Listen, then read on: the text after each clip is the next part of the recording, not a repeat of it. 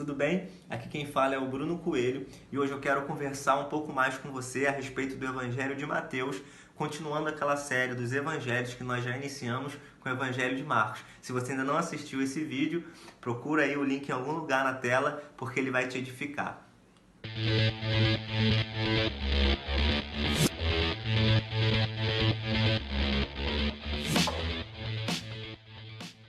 A estrutura do Evangelho de Mateus é diferenciada. Segue a estrutura do Evangelho de Marcos: deserto, Galileia, caminho e Jerusalém, onde é o ápice do ministério de Jesus com sua morte. Mas entre essa cronologia geográfica, Mateus ele intercala 5 discursos principais para enfatizar os ensinos de Jesus.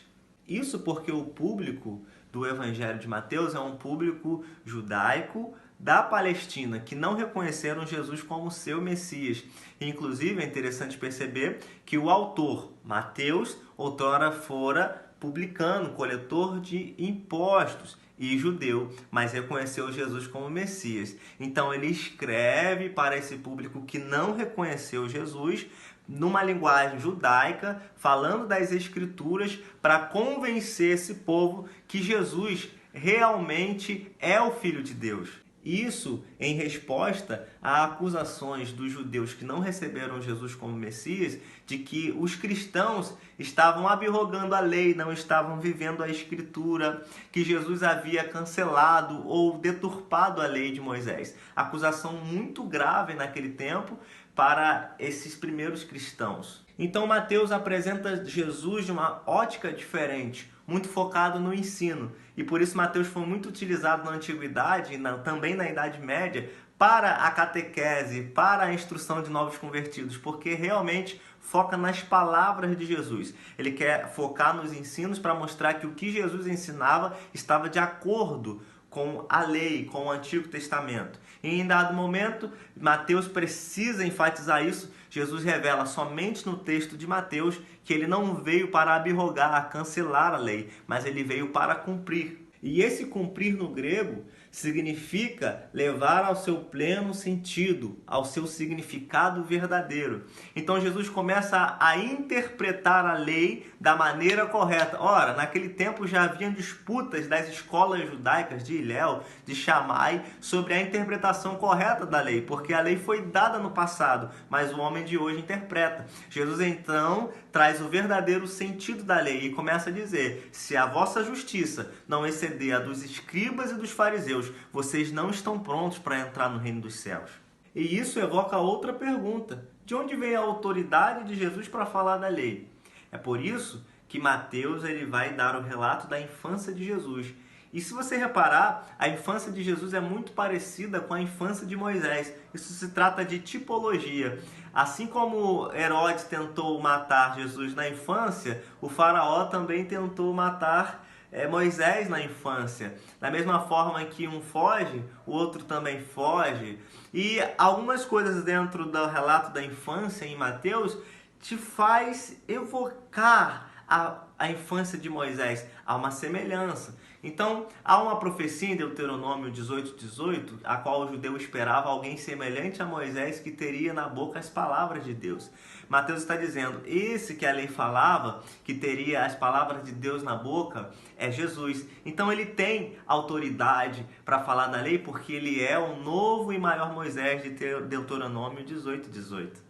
E dentro desse contexto de disputa de farisaísmo, judaísmo contra o cristianismo, você vai entender por que Mateus, no capítulo 23, tem esse relato exclusivo desse livro, que fala sobre o juízo sobre os fariseus. Por quê? Porque a disputa ali é farisaica contra o cristianismo. E Mateus precisa enfatizar essa fala de Jesus para dar segurança e conforto para os cristãos que estão sofrendo perseguição e dizer, esses que estão perseguindo vão sofrer também o juízo de Deus. E também através da evangelização mostrar, olha, vocês precisam se arrepender, porque Jesus já havia falado que vocês iriam perseguir a igreja. Mas entenda que a intenção principal desse evangelho é conquistar esses judeus palestinos ao Evangelho.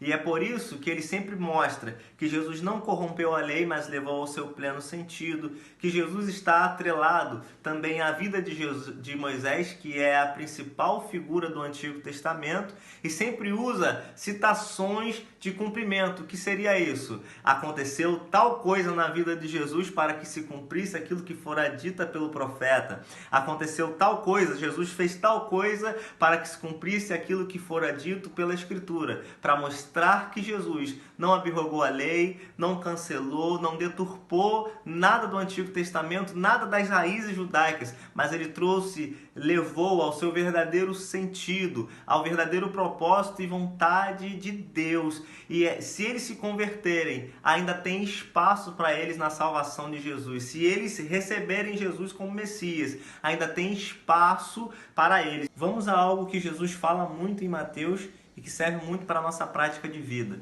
Jesus é muito contrário à hipocrisia. O que é hipocrisia? É quando você coloca uma máscara e finge ser o que você não é. E por que Jesus vai contra isso? Porque é tudo o que o fariseu fazia. Vestir uma máscara do que ele não era para cobrar os outros serem aquilo que nem eles são.